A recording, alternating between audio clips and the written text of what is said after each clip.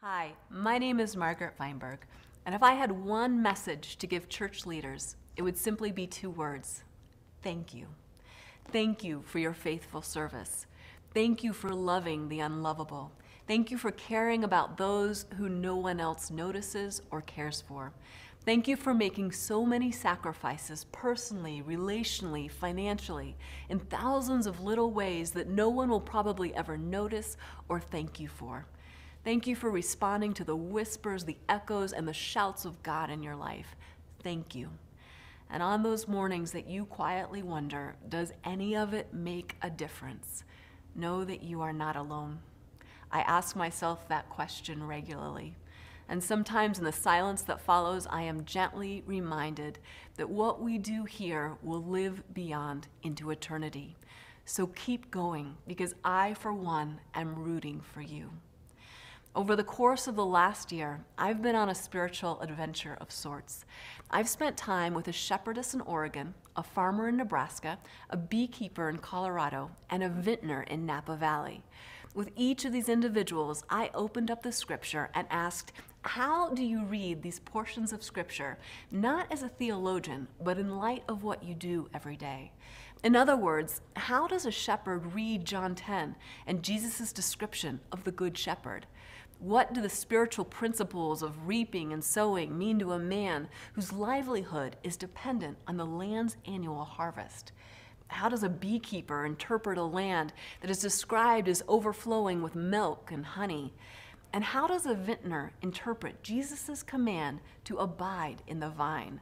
This adventure is the basis of my new book, Scouting the Divine, my search for God in wine, wool, and wild honey. My time in fields and among flocks changed the way that I read the Bible, adding depth and meaning I had never seen before. Along the way, I discovered something I think is particularly important for church leaders today, and it came during my time of researching vines in Scripture. While Scouting the Divine focuses on my time with a vintner in Napa Valley, I also spent time with one in Fresno, California, and their techniques and purposes of growing grapes couldn't be more different. You see, the grape grower in Fresno cultivated thousands of acres of grapes. He grew grapes to make raisins that he sold to Sun-Maid. He grew grapes for grape juice like Welch's, and he grew grapes for large-scale wineries like Gallo. The vines themselves were thick and they were sturdy, and they had these huge, vibrant canopies of large green leaves. Underneath were these bundles of grapes, and they were literally of biblical proportions, often weighing 10 pounds or more. Huge machinery and irrigation systems were used to prune the vines, as well as to water and fertilize the soil. Now, at the base of each of these vines, cuts had been made in a process called girdling. In Fresno, the goal is maximum production of every vine. So each year, a worker will go out with a knife and cut a ring around the bottom of the vine. It tricks the vine into thinking that it's going to die, so it overproduces, yielding a bountiful harvest. Now, my experience in Napa Valley was much different than my time in Fresno. In Napa, the vintner I spent time with only worked with boutique vineyards. Rather than being responsible for 10,000 acres, he was caring for a mere half to 3/4 of an acre per vineyard. He didn't girdle the vines. He wasn't interested in maximum productivity. He was interested in the character and the flavor of every grape. In his vineyard, he touched each cluster of grapes 2 to 3 times during the growing season, carefully pruning each vine by hand to ensure that every bunch of grapes received just the right amount of sunlight. Though he carefully kept an eye on the soil, he intentionally didn't remove every rock or hardship of a vine. He left them because he wanted to grow rich, flavorful grapes with distinct flavors and characters.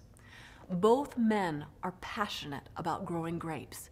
Both are great at what they do, and both should be celebrated. Yet their focus and their techniques couldn't be more different. Why do I share this experience with you?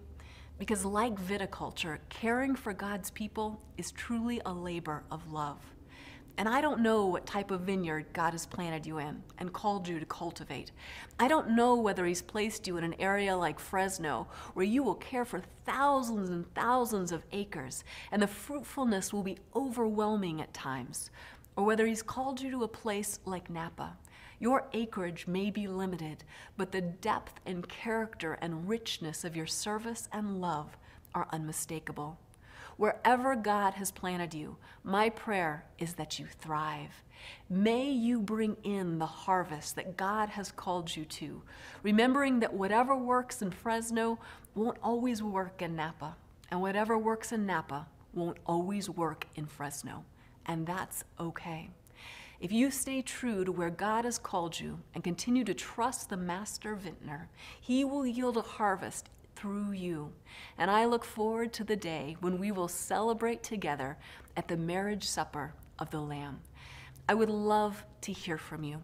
You can reach me at margaret@margaretfeinberg.com, Twitter me at @mafeinberg, or learn more about the adventure that is Scouting the Divine at www.margaretfeinberg.com.